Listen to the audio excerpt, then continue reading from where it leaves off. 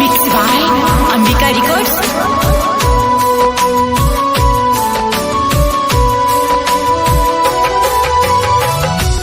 देखिए भैया, एगो नया नया लड़की के शादी भइल बा और शादी होते ही उनकर पति परदेश चल जाता रहे। उ लड़की विरह के आग में जलतिया अकेले घर में, और का कहतिया, कैसे कहतिया, आई सुनी जा सर। रोवता कंगना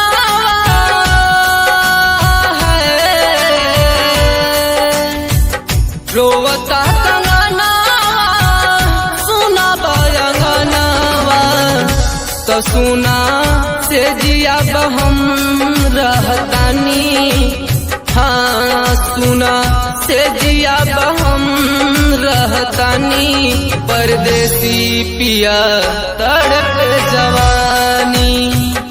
तो बोला मानवा के हम कैसे बांधी, तो बोला मानवा के हम कैसे बांधी, परदेसी पिया तड़प जवानी।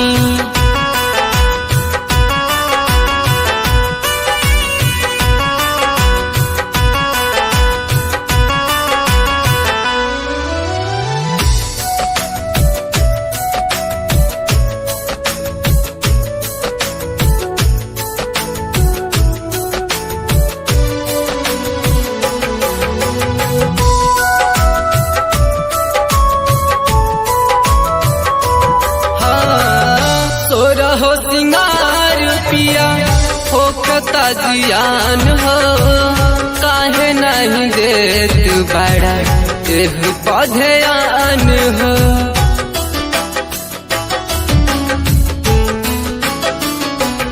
हाँ सोरा हो सिंगार पिया होखता जियान हो, काहे नहीं देत बड़ा एह पधयान हो। केसिया के गजरा, केसिया के गजरा, आँखिया के कजरा, कि अब तलो रवे से हम धोवतानी, कि अब तलो रवे से हम धोवतानी, परदेसी पिया तड़प जवानी। तब बोला मानवा के हम कैसे बानी, परदेसी पिया तड़प जवानी।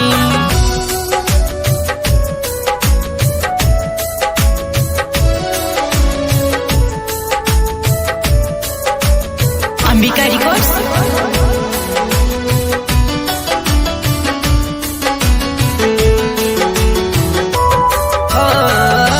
साजन सवरिया पिया बावे नहीं बस में, उठेला लहर देखा मोरा नास नास में।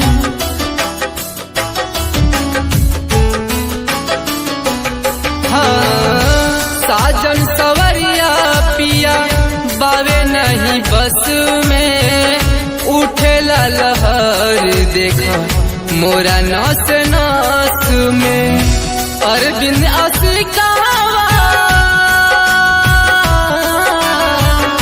अरविंद असिकावा, पूछो न दुखवा, तो आंसू गमवा के हम पियतनी, तो आंसू गमवा के हम पियतनी, परदेसी पिया तड़प जवानी। तब बोला मानवा के हम कैसे बानी, परदेसी पिया